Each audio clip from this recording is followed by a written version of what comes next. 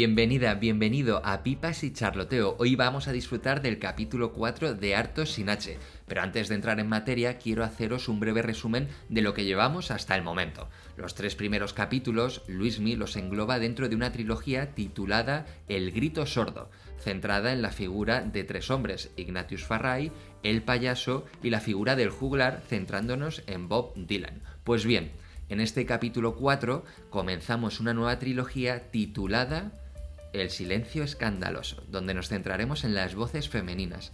Y en concreto, en este capítulo 4, hablaremos del origen de la literatura a partir de la pintura de Velázquez, Las hiladeras, y lo relacionaremos con las mujeres mitológicas que fueron transformadas en árboles. Así que preparad las pipas y estad atentos y atentas para entender el origen de nuestra literatura y de muchos de los términos y símbolos que usamos en nuestro día a día. Disfrutad. Me planteé varias preguntas. El origen, la raíz como origen, ¿no? ¿Cuál es el origen de la literatura? Como digo, con el infinito en un junco le lleva a suponer a Irene Vallejo que es el inicio de la literatura se encuentra en esas mujeres que están hilando tranquilamente pues en las casas, en las puertas, en los patios, como los pueblos, ¿no? Totalmente. Y de ese tipo de... Lo haremos con más determinación y más detalle, pero básicamente es una de las ideas de la que parto, ¿no? Entonces, ¿cuál es el origen de la literatura? Sería una de las preguntas. La segunda sería, ¿cuál es la diosa que te vigila? Que muchas veces, cuando andamos por Madrid y miramos arriba y como rascacielos, y sin darnos cuenta hay una especie de figura, modo Batman en Gotham, que es una mujer y que nos está ahí mirando y vigilando. Vamos a ver quién es esa, ¿vale? ¿Y por qué zona la podemos encontrar? Pues lo tenemos en Moncloa, por ejemplo, la tenemos en el Círculo de Bellas Artes, la tenemos en el Retiro, pero bueno, vais a ver que claro, nosotros pasamos desapercibidos, pero que sepáis que las diosas, en concreto esa, Minerva también se llama, o Atenea, nos está vigilando, ¿vale? Ojo. Ojo, cuidado. Luego me pregunté también, ¿quién dirige nuestro destino? ¿Quién crees que dirige nuestro destino? ¿Vale? Que también viene a ser un elemento en el que se involucra el hilo, ¿no? De la vida y tal. Y bueno, y Europa. ¿Por qué Europa se llama Europa? Pues todas estas dudas han sido por lo menos planteadas, no sé si resueltas con la satisfacción que todos quisiésemos, pero partimos de ahí, ¿vale? Genial. Vale, voy a partir del mito de Minotauro. Igual que en el primero partimos de Centauro, Minotauro, pues bueno, es el hijo de Minos, que es por eso se llama así la cultura minoica, porque el rey Minos pues, era el dios de Creta, ¿no? Y tenía un hijo que era mitad toro, ¿vale? Y mitad humano. Tenía la cabeza de toro. Y entonces, esta bestia, que ya veremos que hay gente que ya no lo ve como una bestia, surgió como un castigo de Neptuno.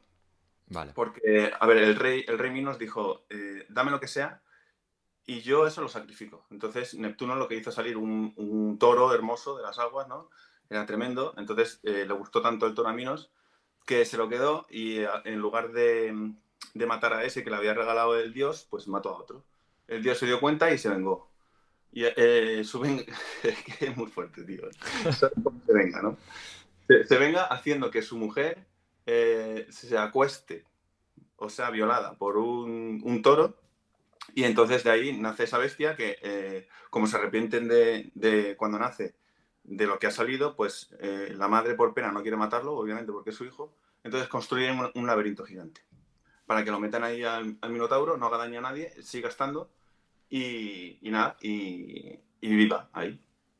Entonces esta historia es tremenda porque la hermana de Minotauro, ¿vale? Que es Ariadna, de ahí lo del hilo de Ariadna, se queda siempre en la puerta. Entonces vive como una especie de vida en la que el padre es como muy tirano. En la puerta del laberinto.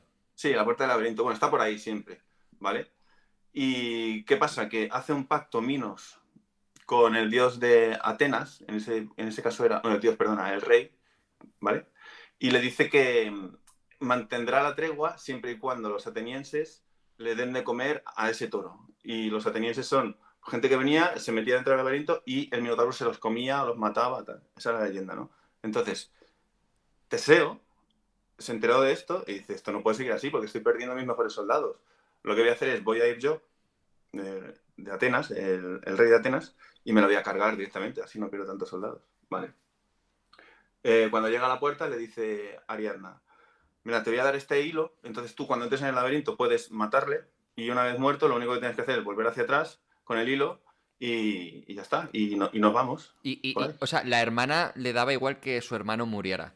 Claro, ahí está el dilema, porque claro, por un lado, el trato que hacía con él era, yo te doy el hilo con la condición de que luego me saques de aquí y, ¿sabes? Y Porque a cambio, pues, ella se sentía atrapada y también quería salir de ese lugar. justo, Vale. fíjate, no había pensado así, es como la Ariadna dentro de su propio laberinto, que es, ¿no? El vivir dentro de una familia como muy exigente, ¿no? Entonces, acepta el trato, entra, matan al Minotauro y ya se la llevan. Es decir, cumple, en un principio parece que está cumpliendo el trato, ¿vale? Esa sería la idea de la que parte. Si vemos en la siguiente, la versión del Minotauro que hace Irene Vallejo, porque a partir de leer el libro me puse a investigar y leí un artículo que se llama así, La versión del Minotauro.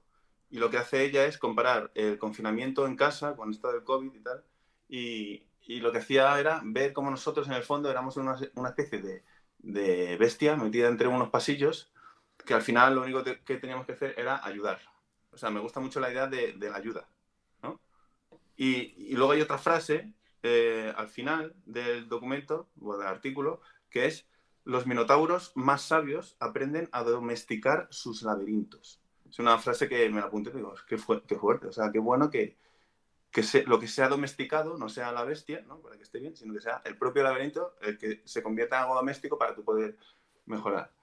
Vale, pues no contento con eso, me pongo a investigar un poquito más y veo que en el año 1949, casualmente, Borges y Cortázar publican dos relatos en el que ven al Minotauro no como una bestia, sino como una víctima. En el sentido de que Borges lo ve como un niño feliz que está metido ahí. Realmente no se llama el laberinto de Minotauro, se llama la casa de Asterión. Y viene un poco a colación del anterior, porque el laberinto ya no es un laberinto, es una casa, y Minotauro no es un toro, es ni una bestia, es un Asterión. Y dicen que lo llamaban así, eso es lo que he leído en un artículo, porque estaba todo el rato viendo los astros. Entonces, Asterión, astro, ¿vale? Vale. Y es súper precioso, súper bonito. En ningún momento habla del laberinto, habla de una casa, pero está claro que está hablando de él, ¿no? Y luego el otro, de Cortázar, que tiene una entrevista muy buena, por cierto, en el que lo comenta, de Los Reyes, se llama. Es una pequeña obra de teatro y él simplemente lo que está allí es esperando a que venga alguien también, pues con el que pasárselo bien y tal. Pero lo único que encuentra es alguien que viene y le mata, como diciendo, ¿por qué me matas, macho? Si no tengo ningún problema. Entonces me gustó mucho ver cómo estos dos, Cortázar y Borges, escribían esto. También luego lo hacía Irene y era como un diálogo entre tres. Que luego esa idea de la relación entre tres personas que están hilando un mismo relato, entre tres grandísimos de la literatura, pues es precisamente la idea de la que partía Irene Vallejo, que es qué es lo que pasa cuando tres personas están contándose sus cosas mientras hilan. ¿Vale? Entonces me parecía apasionante ver que el hilo de la antigüedad era coser y el hilo de la contemporaneidad pues son estos textos, ¿vale? Que por cierto texto y textil viene de la misma palabra, ¿no? Textos y textiles es lo mismo. Y aquí ya llegamos a las hilanderas. Las hilanderas. Alucinas con este cuadro, macho. Es que es alucinante. Es que cuando veo esto digo, ostras, gracias, Velázquez. Bueno, es una pintura en la que aparecen todas las mujeres y allí bueno, hay tres cosiendo en el primer plano, ¿vale? Y luego dos en los márgenes que están hablando con las personas. Después, en un segundo plano, vemos a chicas pues, vestidas con moda barroca, ¿no? Hablando entre ellas y viendo una escena que se escenifica un poco más atrás, que parece ser que una de ellas es Atenea y la otra es Aracne, ¿vale? Y al final del todo un tapiz que es una copia de Rubens o de Tiziano, depende, ¿vale? Una de las cosas que me ha apuntado aquí es, fíjate, la cantidad de palabras que tienen que ver con las hilanderas, ¿vale? Que es la trama de la historia, el hilo argumental, el perder el hilo, el nudo de una historia, el desenlace, bordar un discurso, urdir la trama. Esto es lo que le hace a Irene Vallejo pensar que el origen de la literatura está ahí, y no en los textos de la antigua Grecia, ¿vale? Sí, que como que nuestra cultura se ha ido tejiendo, se ha ido cosiendo, ¿no? Sí, sí, gracias a esas mujeres que se sentaban y se ponían a contar sus historias y luego ya pues lo pasaban. Al principio era todo oral, pero luego ya se va pasando a texto. Entonces, estas tres, si vemos la siguiente diapositiva, creo que lo he llamado equipo 1, porque Sí. son dos equipos. El primer equipo, vamos a ver que están las moiras, que son las tres mujeres que tejen nuestro destino con un solo hilo, pues una va hilando el hilo, la otra va midiendo a ver cuánto quiere que mida tu vida, y ya hay una tercera que es la que corta y la que acaba con tu vida. Dependiendo de si estás leyendo literatura griega, pues se llamarían cloto, lekesis o lekesis y atropos, ¿vale? Que serían las tres. O si no, en Roma, lo que tienen los romanos es que hacen más fáciles las palabras, porque vienen del latín y son nona, porque nació el noveno mes, décima, porque nació el décimo mes, y luego morta, pues que es la que pone muerte. Yo siempre me acuerdo más de los romanos. Si te digo la verdad, los griegos los tengo apuntados ahí porque no, no me acuerdo. Entonces, la otra es Atenea y Aracne, de la que hablaremos más adelante, ¿vale? También se llama Minerva, esa diosa. Y por último, Europa. Ahí veremos el origen de Europa. Genial. Vale. En la siguiente diapositiva vemos las Moiras, que es una de las pinturas negras de Goya, y vemos como tres brujas como que están bailando o en el aire o medio sentadas, no se entiende bien qué están haciendo, pero a nada que sepas un poquito de este mito vas a ver que son las tres moiras alrededor de una persona. En principio cada persona tiene las tres rodeándola a sí mismo y ellas van decidiendo lo que van a hacer en cada momento, ¿no? O sea, Se ve que a la derecha... sería como el símbolo del destino. Te van Sí, sí, sí, son tejiendo el tu destino. destino. Sí, sí, sí, van tejiendo el destino, eso es. Y vas a ver que a la derecha hay una con unas tijeras, que es la que va a cortar el hilo. En el medio hay una con una lupa, que es la que va midiendo a ver hasta dónde llega. Y a la izquierda vas a ver una que está haciendo algo con un hilo, que no sabes qué es, que realmente está hilando para que tu vida siga adelante, ¿no? Las pinturas negras de Goya son alucinantes. Y allí vemos que no solo Goya lo hace, sino que hay varios pintores. Yo he elegido aquí a tres, pero bueno, simplemente para que veáis un poco que es una temática que se ha ido repitiendo a lo largo de todas las épocas, ¿vale? No es una cosa que sea puntual. Qué bueno.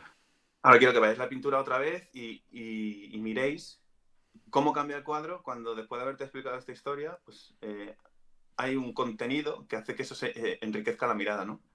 En el primer plano tenemos estas tres mujeres y ahora, claro, ya ves la pintura con tus ojos y vale, que no son personas que están cosiendo, que realmente me está hablando de otra cosa más.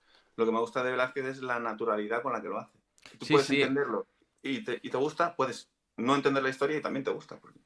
No, es que efectivamente, una vez que nos has enseñado las moiras, es que ves la similitud de forma muy clara. Es brutal. Entonces ya en la siguiente vamos a ver. Otra cosa que explico en clase a veces es que las pinturas, puedes enriquecer una pintura a medida que vayas incorporando diferentes planos. Y siempre puedes analizar lo que te pasa en el primer plano, es decir, lo que tienes más cerca de ti. Después una distancia intermedia, que sería lo que pasa a mitad, en el segundo plano. Y luego el fondo. Entonces, Velázquez ha sabido perfectamente aplicar a cada uno de esos planos de distancia una historia, ¿no? Vemos como en la siguiente aparece Aracne, ¿vale?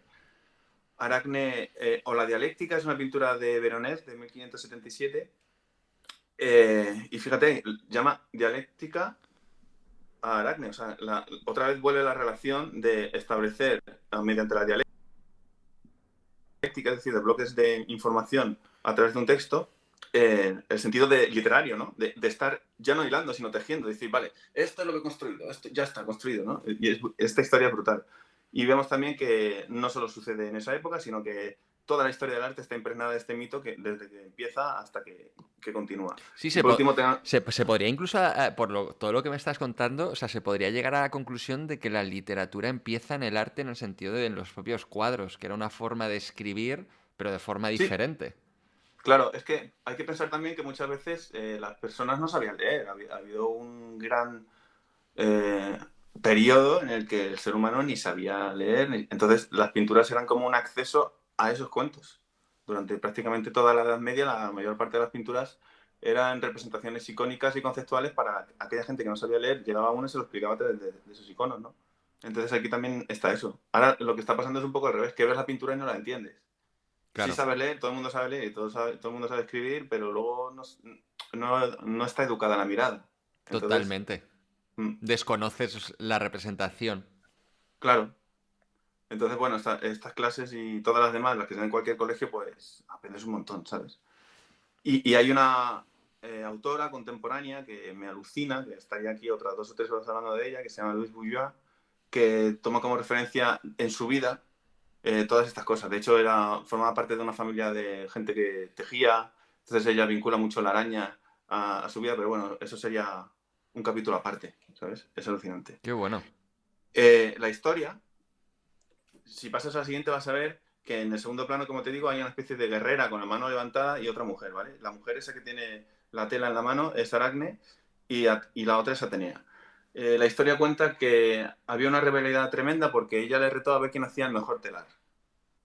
La diosa a Aracne. Entonces se pusieron a competir y hay algunos textos, también es que la versión siempre cambia, porque depende del que leas te dirán una cosa u otra. Pero en uno de ellos te dice que Aracne consiguió bordar 21 de las violaciones que había hecho su padre, Zeus, con una calidad tan exquisita que ni siquiera la diosa pudo superar, ¿no? Entonces ella, llena de envidia, destrozó todo el tapiz, de hecho por eso tiene la mano levantada, porque va a romperlo, y, y entonces ella, bueno, después de golpearla, que lo puedes ver en la siguiente diapositiva, creo que es la diapositiva...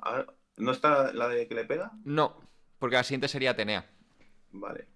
Vale, pues entonces vamos a Atenea y te sigo contando por ahí, porque Vale, perfecto. esta Atenea, que es la diosa que está golpeando, que se va a ver después en la siguiente diapositiva, que es la 19, esta es la diosa que hemos comentado al principio, que aparece en un montón de sitios de Madrid, que te está vigilando, te está golpeando, y me inventé. Esto no tiene ningún rigor intelectual, ni histórico, ni científico, pero digo, ostras, tener una diosa ahí que te está mirando todo el rato y que si lo haces muy bien te pega una paliza y destroza tu obra, que me parece algo muy turbio, pero que no sería la primera vez que pasase. Entonces me inventé, como Freud, que se inventa muchos síndromes así, el síndrome de Minerva, ¿vale? Y esto es una cosa que, bueno... Es tuyo, o sea, el síndrome de Minerva es Sí, creado por Luismi. sí, me lo he inventado. Y dice lo siguiente. El síndrome de Minerva es aquel en el que alguien de un rango superior vigila, denigra y aniquila al de abajo tras descubrir sus dotes superiores, ¿vale? Entonces, me puse a pensar un poquito y digo, vale, ¿esa persona por qué actúa así? Y digo, pues puede ser por varias cosas. Primero, porque es un tirano o una tirana, por la necesidad de reconocimiento y satisfecha de esa persona que está denigrando y destrozando la obra del otro. Y por último, porque actúa pensando en el beneficio personal, ¿vale?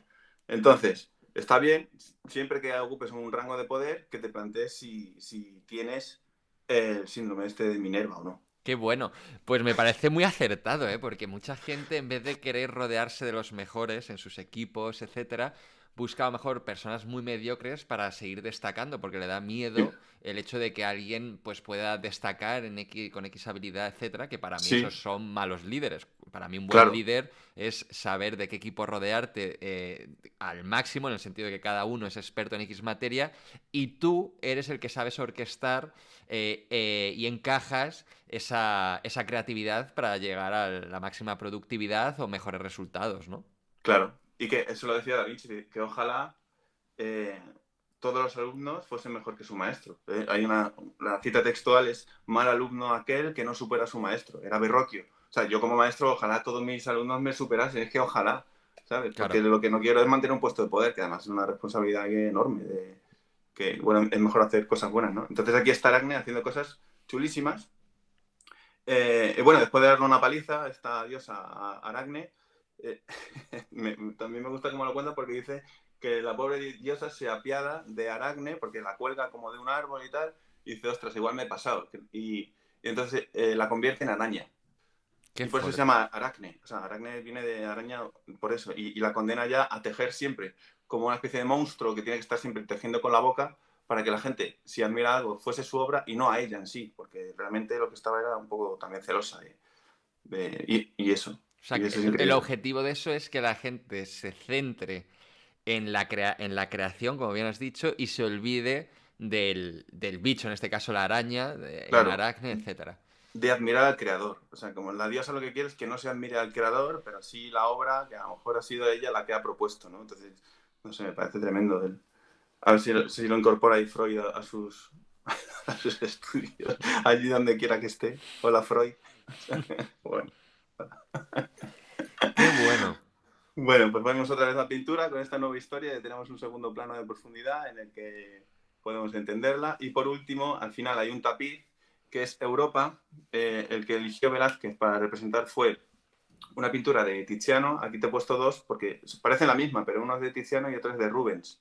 Es decir, que se van copiando entre ellos. Tiziano hace una, luego Rubens hace otra, luego Velázquez hace otra. Porque nosotros a día de hoy Europa lo relacionamos a un continente, pero cuando aquí mencionamos Europa Oh, una mujer, sí, ¿no? era una mujer, eso es, una de las que le había gustado a Zeus, una de esas 21 que mencioné antes, a las que le apeteció, pues eso, irse con ella y eso, y raptarla.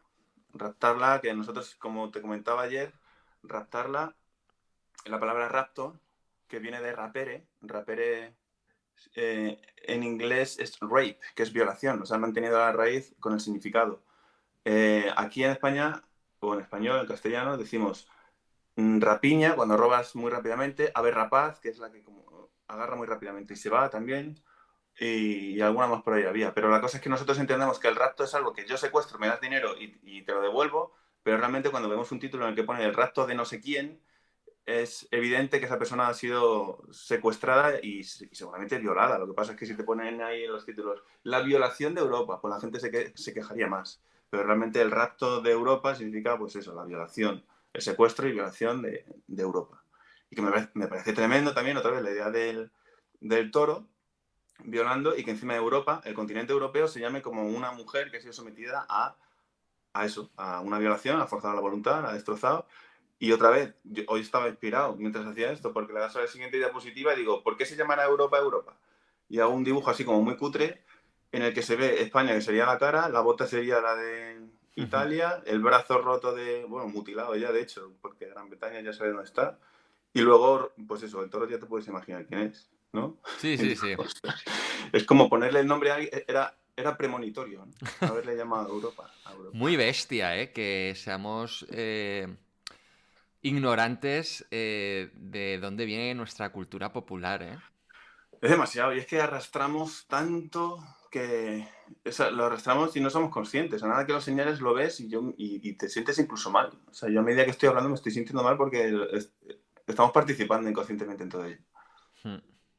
Pero en todo, ¿eh? Incluso en la violencia de Minerva, quiero decir, estamos participando en ese constructo social que viene de la raíz de una sociedad, pues eso, que es Grecia, que es tirana, ¿no? O sea, son guerreros, son gente sintiendo envidia, gente destrozando, gente, no sé.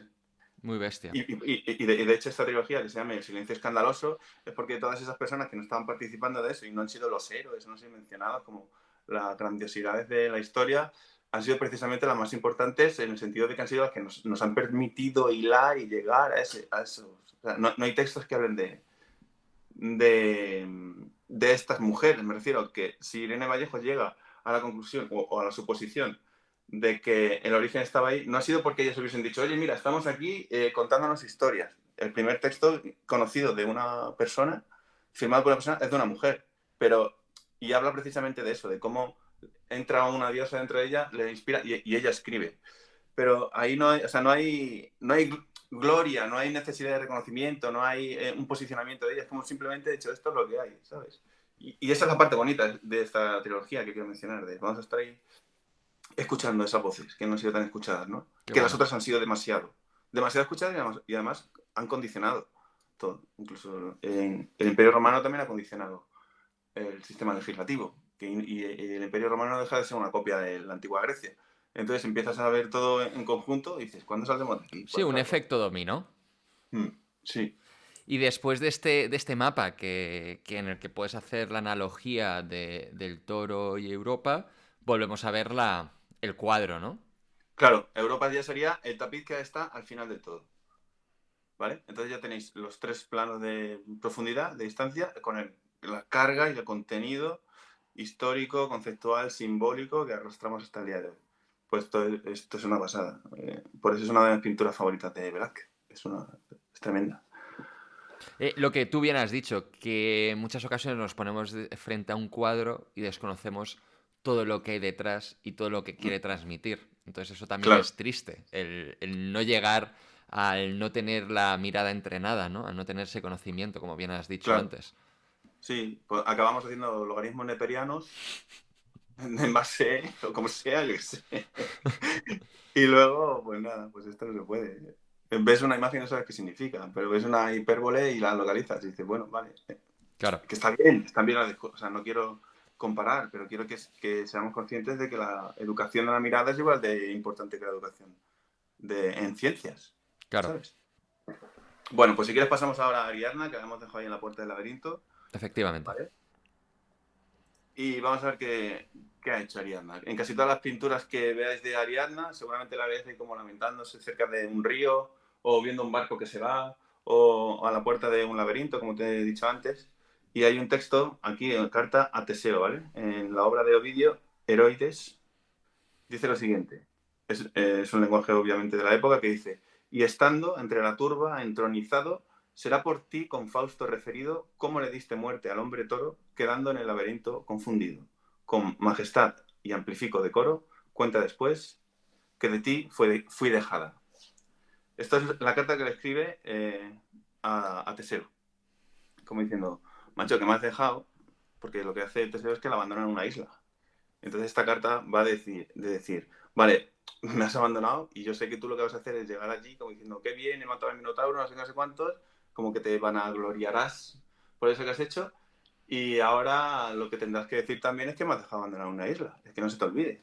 Si ves en la siguiente diapositiva, Porque hay que eh, recordar que, como bien dijiste, llegaron a un pacto sí, en el cual la iba a liberar de ese lugar en el que estaba en la puerta del laberinto. Pero claro, claro, yo entiendo que Teseo se guardó la información de qué voy a hacer contigo y entonces Teseo al final la volvió a enjaular, sí. entre comillas, en otro lugar. Sí, de hecho la jaula es otra de las cosas que estaba pensando para hacer la trilogía. No sé si llegará a hacerla, pero la jaula tiene mucho tirón ahí. Y hay algunas fuentes, algunas versiones que dicen que la promesa fue que se casaría con ella y la acompañaría hasta el final. Pero como te digo, la antigua Grecia está llena de versiones y bueno, lo que está claro es que la dejó ahí en una isla y la otra lamentándose.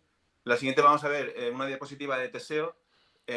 Hay una pintura, una aguada. Hay una de las cosas que me gusta también, que mientras investigaba pinturas de Teseo o de Ariadna abandonada, que muchas de ellas están inacabadas. O sea, da la sensación de que en un tema tan complejo al pintor le interesaba más ver las telas o ver cómo se clasificaban en diferentes tonos de luz y luego ya se desentendían. O sea, vas a ver que hay poquitos que se centren exclusivamente en eso. Sí que vas a ver a otras pinturas en las que se ve un tratamiento bastante más detallado de la heroicidad de estos guerreros, como la pintura que ves arriba a la derecha, por ejemplo, que de hecho es la boda de Teseo.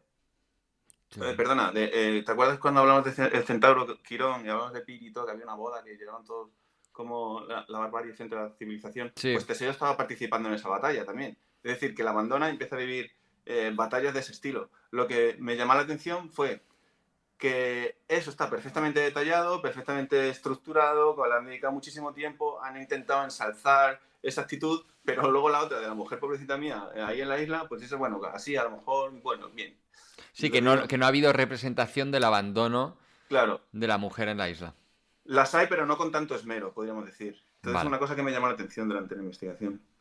Y vais a ver, pues, también que este Teseo, pues, mientras abandona a ella, pues, es la que rapta también a Helena, es la que, bueno, hace lo que le da la gana, pero con todos sus compañeros ahí, en un barco, yendo de un sitio a otro, y eso. Como inspiración también a los soldados de esa época, ¿no? Entonces, en la siguiente, vamos a ver cómo están los dioses de los que quiero hablar ahora, porque allí lo que hace Ariadna es encontrar a un dios que viene a consolarle. Verás que hay muchas versiones, hay alguna versión concreta en la que dice que Ariadna realmente fue cosa del destino tener que dejarla allí porque era allí donde iba a conocer al dios Baco, entonces se quedaría con Baco, que le ayudaría a seguir adelante. Y bueno, es otra visión, también podríamos verlo así, ¿vale? Llega Baco entonces con todas sus vacantes, ¿no? Y le regala la aurora boreal, no es, ¿cómo se llama? La corona esta del firmamento, ¿vale? Eso es lo que le regala Baco a Ariadna para conquistarlo durante su matrimonio. Bueno, matrimonio podemos llamar que también rapto.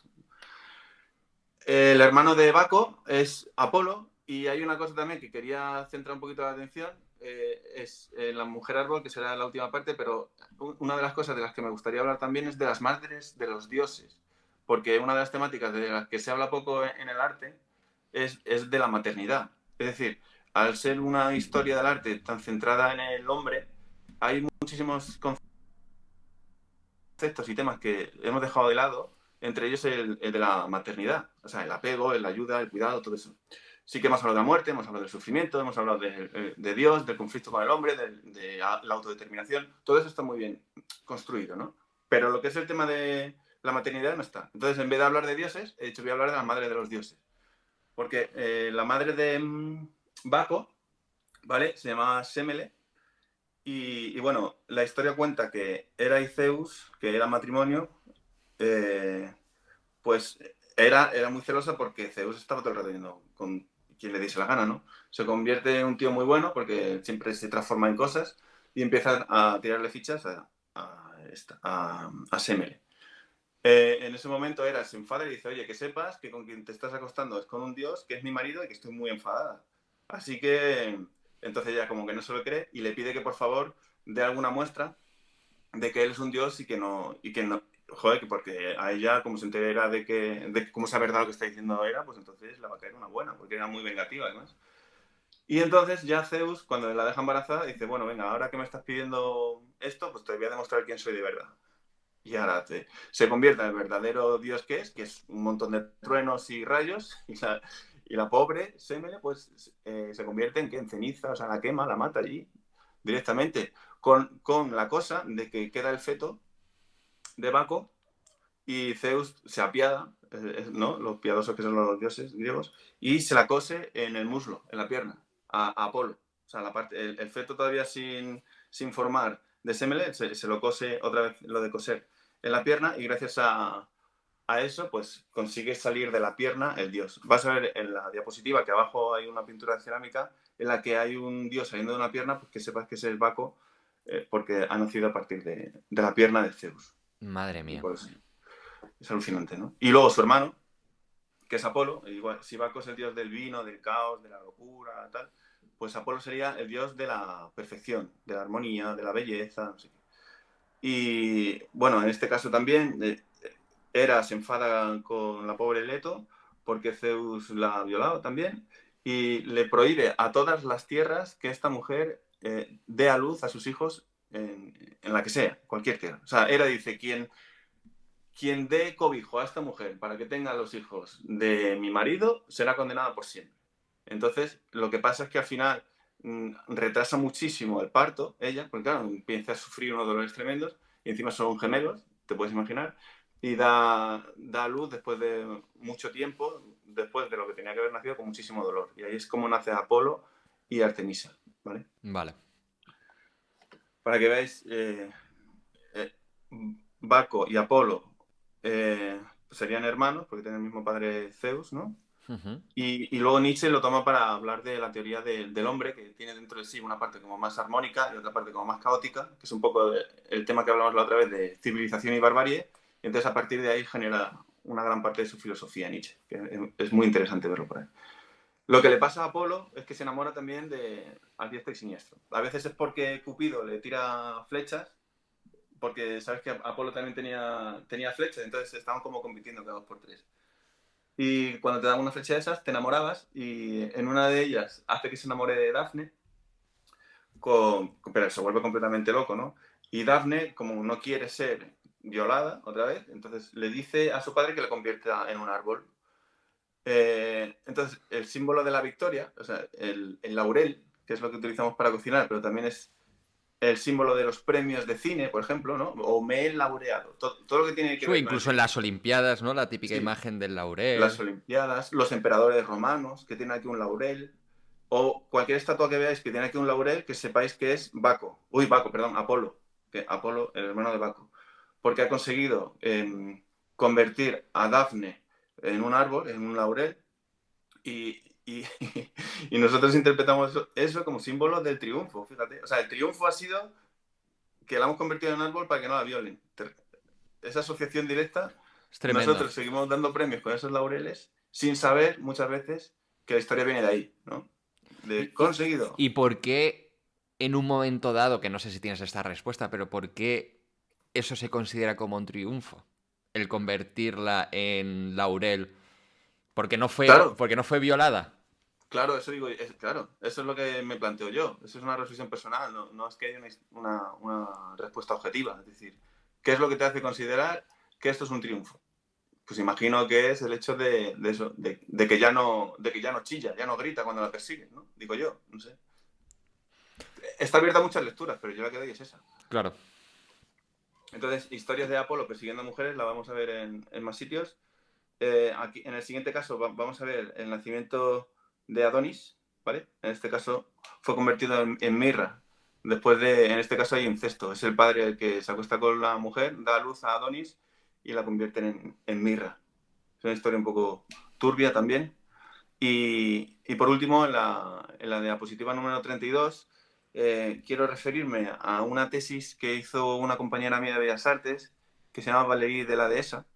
Te voy a leer el título porque suelen ser largos. Y se llama Procesos vegetales en el cuerpo femenino, simbologías del comportamiento material a través del arte. Ujú. Esa es la tesis que hace y de ella es de donde he sacado todas estas imágenes que aparecen en elementos femeninos de transformación. En la tesis establece que son como 6 puntos, bueno, en realidad son 7 contando la muerte, que sería nacimiento, expulsión, nutrición, contención, curación y protección, ¿vale? Esos son los elementos de transformación femeninos que también son relativos al árbol, a la mujer árbol. Entonces verás ahí, pues eso, mandrágoras, verás dibujos de Luis Bujoy, que hemos hablado antes de la araña, verás un corazón lleno de flores y de plantas, como simbología entre la rama y los pulmones. Hay pinturas de Frida Kahlo, que está una abrazando y todo rodeado de naturaleza. Entonces es muy bonito. Le mando un saludo aquí a Valerí, no sé si me estará viendo, si no ya le enviaré el link. Y nada, Tremenda tesis, ¿eh? es alucinante, sí, sí. Claro, yo a veces veía que subía cosas a Instagram y no sabía qué estaba haciendo. Luego, a nada que me puse a investigar un poquito, pues otra vez voy encontrando y digo, hombre, Valeria, ¿qué haces aquí? Buenísimo. Entonces ya eso, por último, pues para responder a las preguntas que mencioné al principio, podemos decir que el origen de la literatura está en la costura. Es una hipótesis, ¿no? Que está bien pensada por Irene Vallejo. Claro, Atenea, entiendo efectivamente que está. Porque al final. O sea, entiendo esta premisa basándose en el que está en el inicio de la costura, porque al final el arte está representando supuestamente una realidad. Y está representando la realidad en la que en los inicios de los tiempos, mientras se hilaba, se iban contando ciertas historias, ¿no? Para historias, sí. poder entender o intentar hacer analogías para entender la realidad. Claro, ella lo que interpreta es eso, que mientras se juntaban a contarse sus historias, pues siempre tenían entre manos hilos, que es una actividad pues, más femenina, y entonces mientras iban contando las historias, las analogías y las metáforas que se les iban ocurriendo iban directamente por aquellas cosas que tenían en las manos, que era eso. Y de ahí todas las menciones que hemos hecho antes, ¿no? Texto, textil, etc. Entonces la segunda respuesta sería que es Atenea, la que te vigila, o sea que ten cuidado. Ten cuidado, no te pases. Y tu destino lo dirige un hilo, pero también ese hilo que está siendo hilado por una mujer, otra que está midiendo cuánto va a medir tu vida y otra que la corta, ¿vale? Que eso me parece... Que sale en la película de Hércules, por cierto, de Walt Disney. Se van pasando un ojo, no sé si has visto esa película, son como 3 brujitas, de las que luego se inspira Shakespeare, por cierto, se van pasando el ojo y van ahí hablando como una cosa un poco rara, pero está guay. Y ya por último, pues el nombre de Europa ya sabéis de dónde viene, de la princesa fenicia que es violada por Zeus. Y con todo esto, pues he hecho la última pintura, como siempre, que me gusta hacer aportar mi granito de arena. Y tenemos ahí una pintura que he titulado El rapto de Martita. En este caso es para no acabar de manera tan drástica, condenando, juzgando, que bueno, se puede hacer, ¿por qué no? Pero quería terminar un poco más de buen rollo. Y en este caso fue Martita la que me pidió que hiciese una pintura. Y estamos ahí, mi hermano mayor, que es el que está más arriba, Iván, no sé si lo localizas abajo a la izquierda. Sí. Luego está también Claire, y bueno, Andrew y Martita. Y lo que me gustó de esto es que estuvimos ahí en Bruselas y justo saliendo, pues una vez que estábamos cenando, me dijo, es que me molaría un montón. Y vi que la luz venía como en esta dirección así, como en las pinturas barrocas, y es una foto hecha por la noche. Lo que pasa es que justo dio la casualidad de que esa luz se parecía mucho. Entonces me puse a sacar fotos, pero nos estábamos partiendo de risa. Y claro, ahí se ve como que está siendo arrastrada, pero realmente no está siendo, está como de buen rollo, está con sus amigos. Es como ofrecer una visión diferente, ya que como artistas también podemos ofrecer esa nueva versión. Hemos estado con nuestros colegas, nos hemos sacado una foto. Aquí realmente no está siendo raptada, aquí lo estamos pasando bien. Y, y parafraseando un poco a Woody Allen, cuando dijo aquello de que la comedia es tragedia más tiempo, ¿no? Aquí podemos decir, vale, ha pasado un tiempo, pero esto no evita, o sea, esto realmente sería una invitación para ver otra vez que vale, que hoy sí nos podemos reír de eso, pero ojo, cuidado, que cuando profundices un poquito más, ostras, lo que te vas encontrando ahí es muy turbio. Claro, es una crítica a algo turbio del pasado, de Claro, forma, bueno, pues con ese toque de humor. claro. Sí, sí, sí, como te dije, es que no puede faltar el humor en el arte. O sea, si no estaríamos todo el día lamentándonos y pegando a la gente, porque estoy haciendo las cosas mal. No quiero ser un dios tirano tampoco. Qué bueno. Entonces, claro, entiendo que esto en realidad es una pintura tuya Sí, basada en diferentes fotografías, ¿no? De esa noche que comentas, sí, ¿no? sobre todo hay mucho de Rubens, porque Rubens tira mucho de mitología. Hay un poquito de Delacroix, hay un poquito de Picasso. Lo de Picasso me di cuenta luego, porque cuando veo ahí a Claire, que es la chica que está abajo a la derecha, el perfil me recordó mucho a uno de Guernica, que se ve así como gritando. Digo, ostras, ¿cómo se parece esto? Pero fue, no sé si, bueno, no fue inconsciente, pues yo saqué la foto y salió así. Entonces luego la relación que hice fue totalmente aleatoria, pero sí que está ahí. Qué bueno. Así que nada, esto es todo, amigos. Espero que te haya gustado, Pina. Una vez más quedo pues con la boca abierta, ¿no? De todas las referencias culturales de las que desconocemos, de las que se nutre nuestra cultura y al final arrastramos en nuestro día a día de forma ignorante y que al final crean nuestra cultura y nuestra realidad. Pues Sí, sí, nada, Luismi, un placer, como pues como siempre. siempre, igualmente. La verdad que veo súper interesante este capítulo del inicio de la trilogía más centrada en el ámbito femenino, sobre todo para entender nuestra cultura y ser también conscientes de dónde venimos y de dónde vienen muchas de las palabras que usamos en nuestro día a día.